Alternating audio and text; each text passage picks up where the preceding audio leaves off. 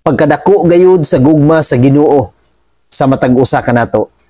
Tungod kay kitang tanan makasulti man og dili maayo, kitang tanan makabuhat man og dili maayo, kitang tanan makasala man ngadto sa Ginoo, apan iyang gipakita ang iyang dakong gugma sa matag usa kanato pinaagi sa kamatayon ni Kristo dito sa cross. Roma 5 bersikulo 8. Apan gipakita sa Dios kanato ang gidak-on sa iyang paghigugma kanato, kaysa makasasala pa kita, nagpakamatay si Kristo alang kanato.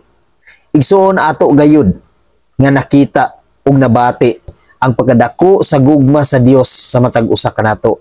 Tud kay nangita gayud siya og paagi aron kita i-rescue, aron kita mahugasan ang atong mga sala ug aron makaangkon kita og tinuod nga kaluwasan. Iyang gipadala ang iyang bugtong anak aron pagluwas sa matag usa kanato.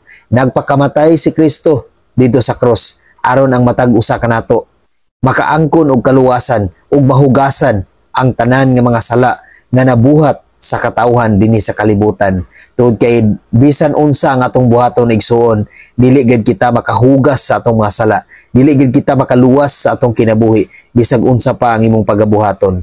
Ang Dios lang gayud igsuon mo'y makaluwas kanato. Ang Dios lang gayud igsuon mo'y makawagtang sa mga sala nga atong nabuhat, sa mga sala nga atong nasulti, sa mga sala nga diha sa atong matinanhawan o gunahuna. Busa igsuon dili nato sayangan ang kamatayon ni Kristo dito sa cross. Dili kita magpadayon sa atong pagpakasala. Dili kita magpadayon sa mga atong mga binuhatan nga dili maayo. Tungod kay kitang tanan gibag-o na sa Ginoo, dili nato sayangan ang gugma nga gihatag sa Dios sa matag usa kanato. Ato kining ampingan ug atong ipakita ang atong pagkamatinud-anon nga pagtuo o pagdawat ni Kristo sa iyang kamatayon. Dili nato kini ibaliwala igsuon, tungod kay gibag-o o giusab ang atong mga kinabuhi pinaagi ni Kristo. Gihugasan ang atong masala o giluwas kita na ng tanan. Dili nato kana sayangan igsuon, kung dili magkinabuhi kita nga makita ang maayo nga resulta sa atong matinud-anon nga pagdawat. Makita diha kung unsay resulta sa atong mga kinabuhi. Kung kita matinud-anon ba nga nialagad sa Dios, kung kita matinud-anon nga nituo sa Dios, kung kita matinud-anon nga nahigugma ngadto kaniya. Makita kana sa atong pagkinabuhi dinhi sa kalibutan.